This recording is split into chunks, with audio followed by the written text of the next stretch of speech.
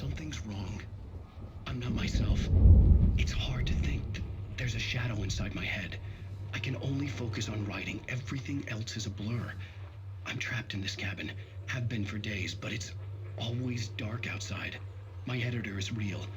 I saw her again. She's not human. It's not human. A dark presence is wearing the old woman's face. She was covered in clinging shadows.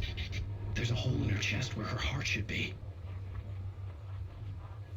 I think I've made a horrible mistake. I don't think I'm any closer to saving Alice. It's been lying to me, using me to get the story it wants, and the story will come true.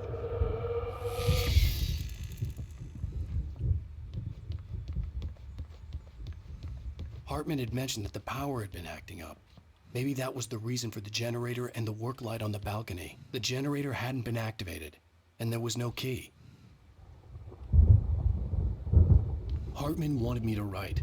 I knew I couldn't, but I figured I should just play along for now. It was the only thing I could do with Nurse Birch watching me like a hawk.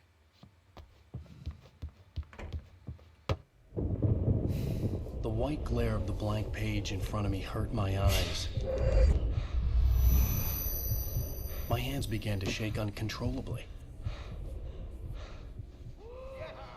Everybody calm down. Put that down. Bert, I need help. Hey, Wake, you stay here. I'm gonna go see what's up. You just keep doing what you're doing. Be cool, okay?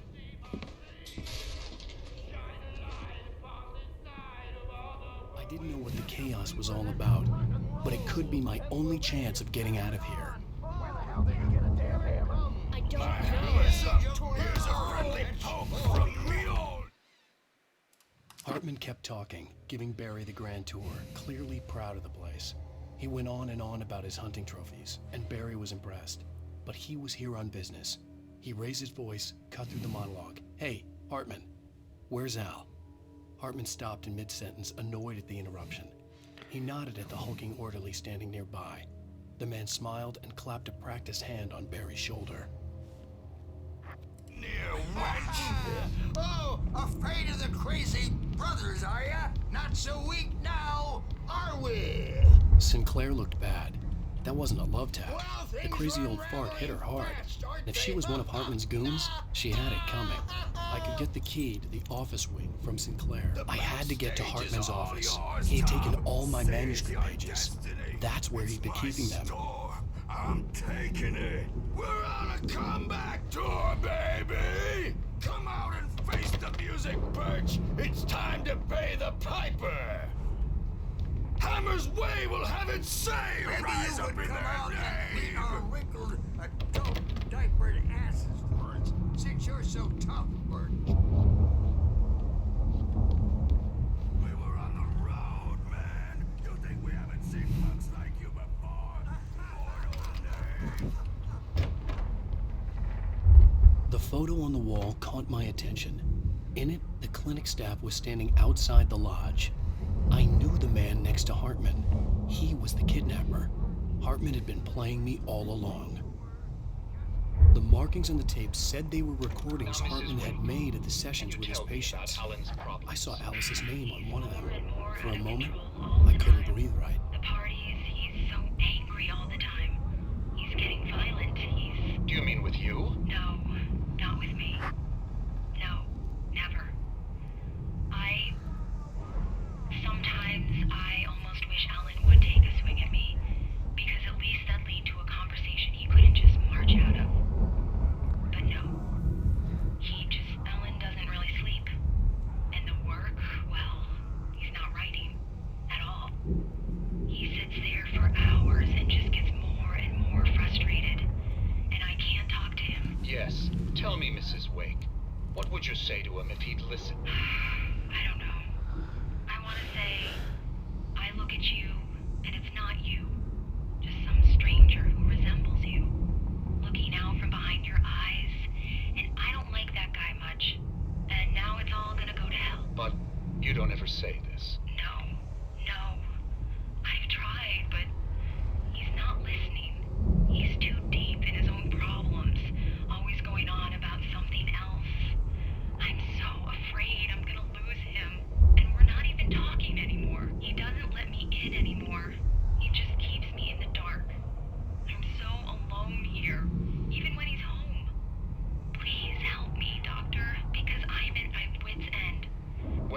can just get him here, I'll absolutely do my very best. Yeah, but Doctor, you need to be careful with him. He's not just going to listen to you and cooperate. He's the most stubborn man I've ever met. Well, I'll be sure to bear that in mind. Hearing her voice, what she was saying made me happy and sick and guilty all at once. Worst of all, I recognized the words. The phone call from her. It had been a cut-up of this. Just a recording.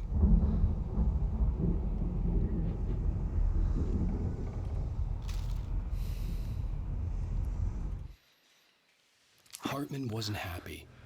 Maud could see it in his eyes. He quickly lowered his own. He had made a mess of it, and he knew it. The shame of failure was hard to bear. He hadn't expected Wake to say he needed more time, and he blurted out 2 days, less than Wake had asked for to show him who was in charge. But that wasn't part of Hartman's plan.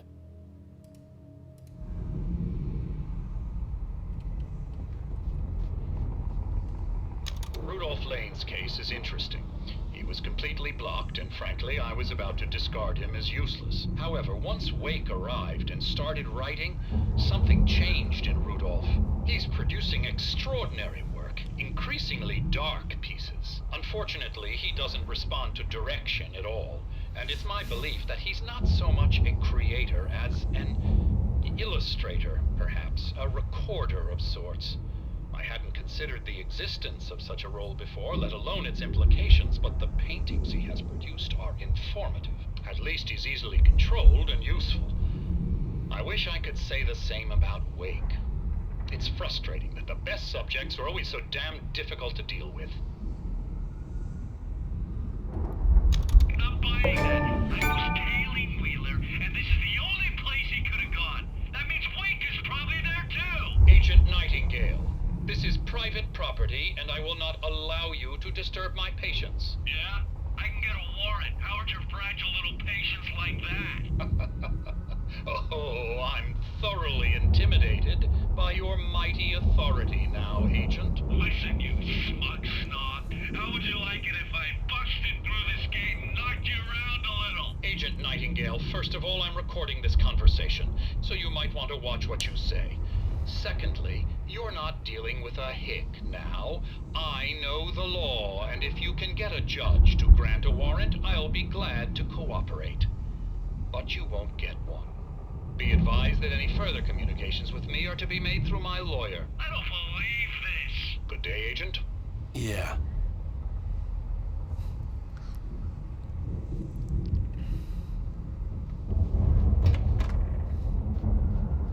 Let me out of here! Hartman, do you hear me? Or I'm gonna do your crazy quack ass to shreds! Barry? Ow! About time! Barry, man, I'm glad to see you.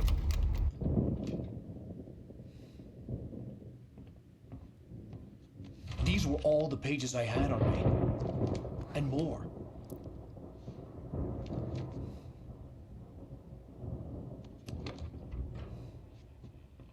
Alan, please. You're sliding back into the... Tell me one more lie and I'll shoot you in the face. Ah, well, it was worth a shot. Really, Wake, come on. Let's work together on this. You have no idea... Hartman, shut up! Barry, get out of here. I'll catch up with you. Get a car. Oh, Al, let's just... Go!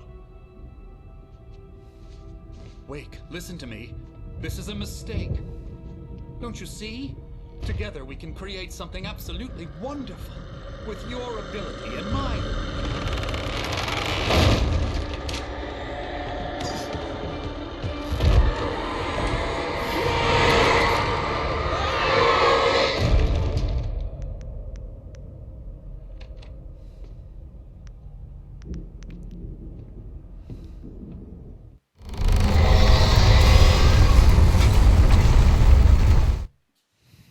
Hartman followed the fall of Alan Wake with his binoculars.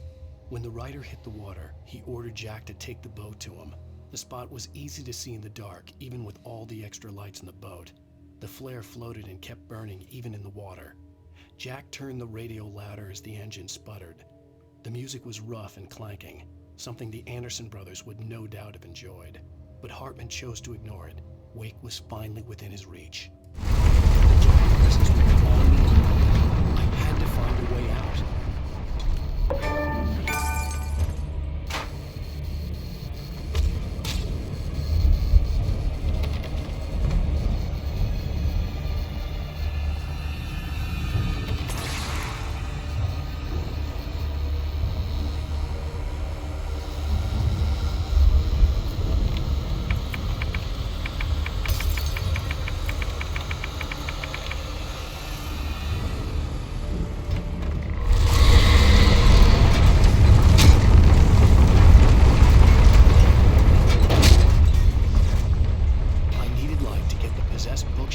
out of my way.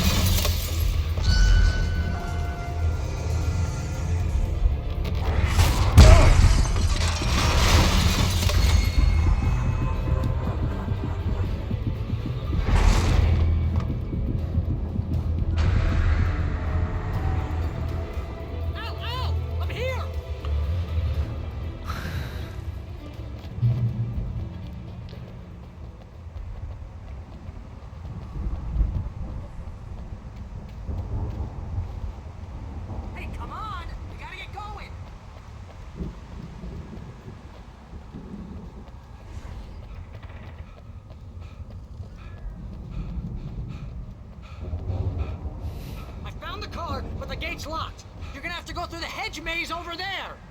Barry, I don't have a light. Take this, Al. Oh, God! Look at the house, Al! Look out!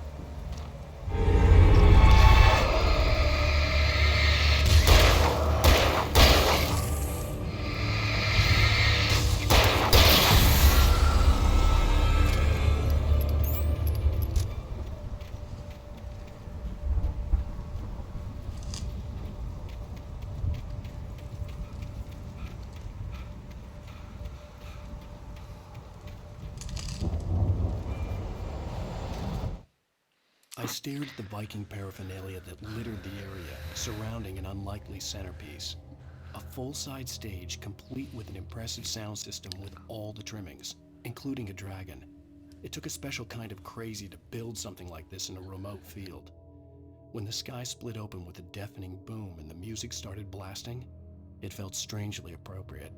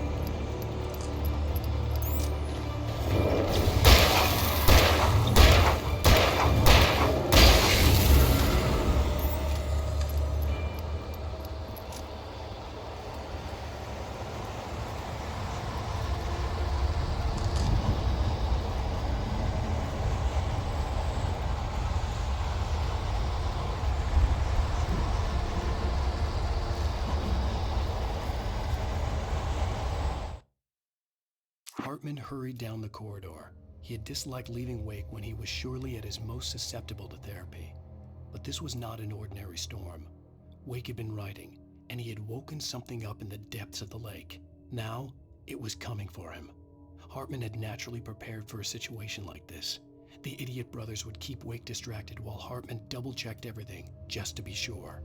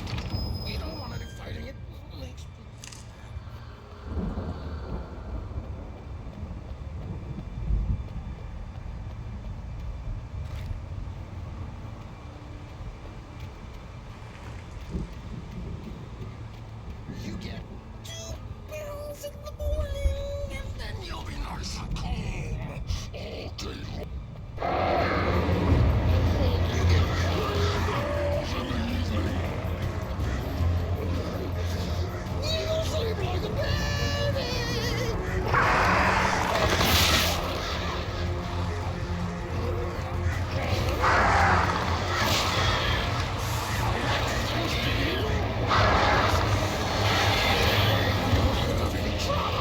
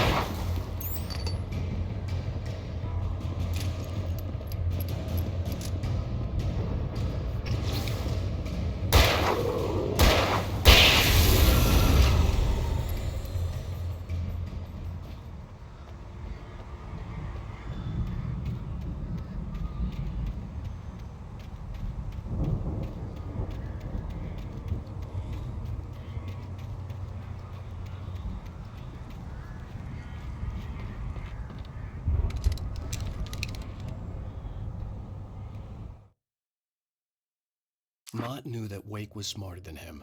Wake had more money, a beautiful wife, everything. And Hartman said Wake was important. That made him better than Mott. But Mott was calling the shots now. He'd expected Wake to whimper and grovel, but instead, he seemed willing to fight. Mott knew he'd gotten under Wake's skin. If only Mott actually had his wife. The thought made him shiver.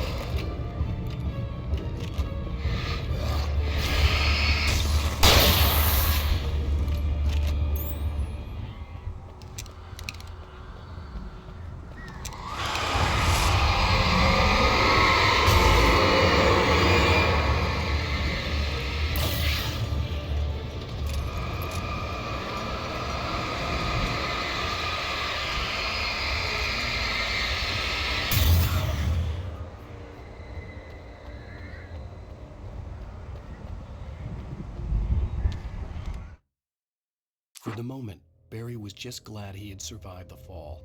He had been separated from Al, and there was no easy way to climb back up. He told himself he'd be okay in the gloomy forest at night. He would just have to wait for a while for Al to find his way down. Barry turned when he heard the heavy footsteps and saw the movement. The man-shaped shadow lunged at him from the bushes, an axe held high. Barry screamed and threw up his hand. The world exploded.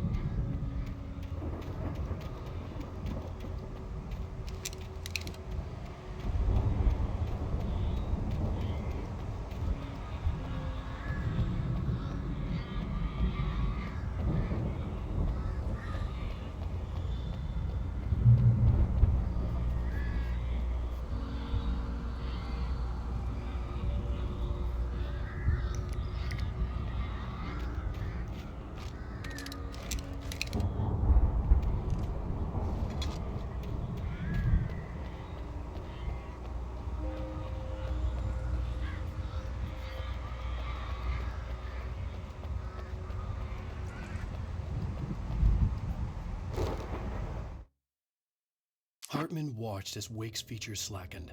The man was bullheaded, no doubt. Even lying on the bed, he'd almost broken Hartman's nose the second time. But with a little time, he could break Wake down, give him proper direction. Wake was easily the most promising subject he had had. Well, since Tom, really. "Sleep well, Alan," Hartman whispered with a smile. "Let me take care of you." He sniffed hard to clear his throbbing nose, swallowed blood, and barely tasted it.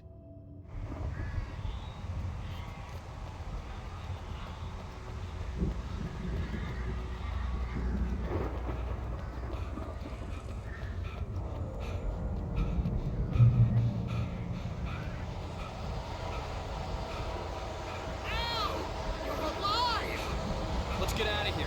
Can you open this gate? Maybe. Barry! Well, I slammed it shut when the nasty showed up, and the key fits kind of loose in the lock, so,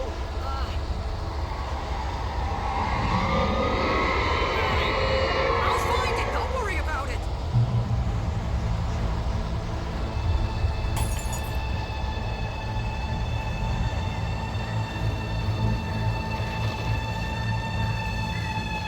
Hurry up, Barry! I'm on it!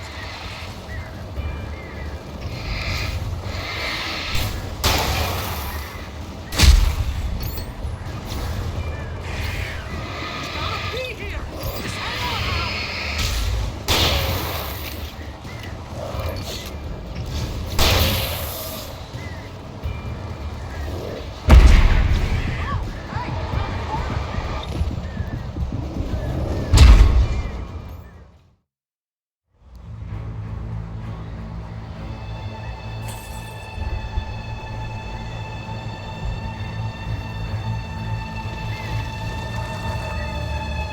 Hurry up, Barry! I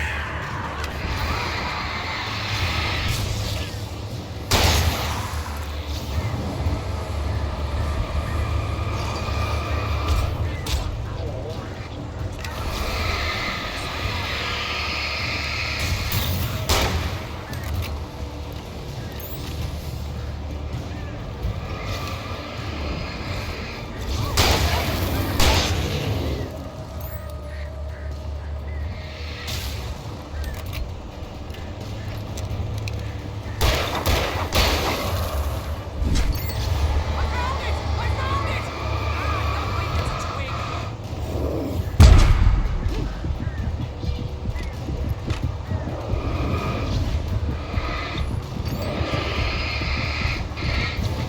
Here it is! Ah, no,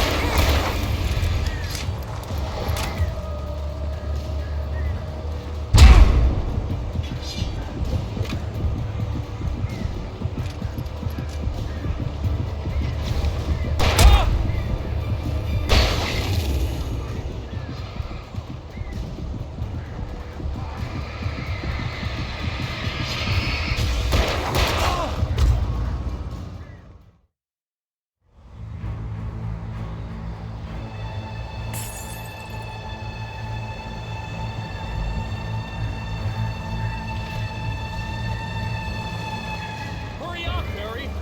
I'm on it! I'm on it!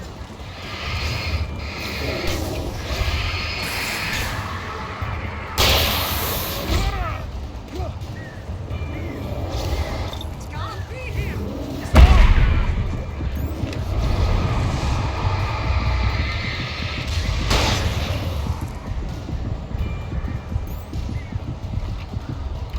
Hey, another corner!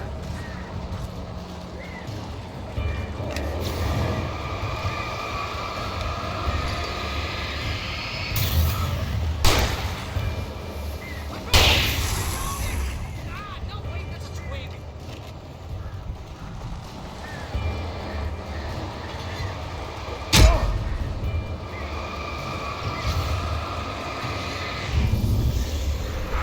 Here it is! Oh, I found the key!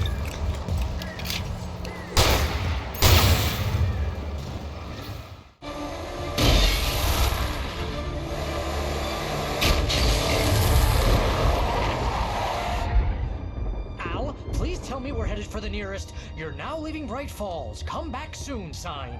We're going to the Anderson farm. I knew you were gonna say something like that. You know what? You owe me big time for this. When this is through, if we make it, I don't care what anybody says, I'm done with darkness. You're gonna buy me a tanning bed as a gift, and I'm gonna live in it.